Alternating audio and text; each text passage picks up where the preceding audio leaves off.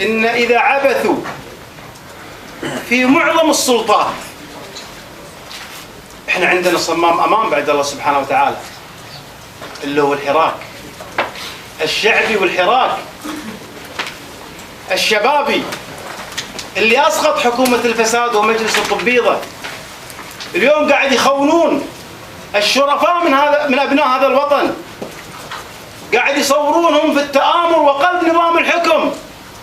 لما نتكلم عن حكومة منتخبة وإمارة دستورية اللي نص عليها الدستور، ولما تناقش أحدهم يقول لك الحكم للصباح. طيب من قال غير الكلام هذا؟ الحكم للصباح، ولكن إدارة الدولة ورئاسة مجلس الوزراء تكون للشعب.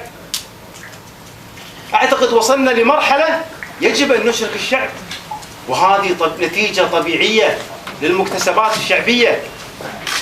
احنا أخذنا مكتسبات، الشعب أخذ مكتسبات في فترات زمنية متفرقة، لكن اليوم حان الأوان أن تكون هناك حكومة منتخبة.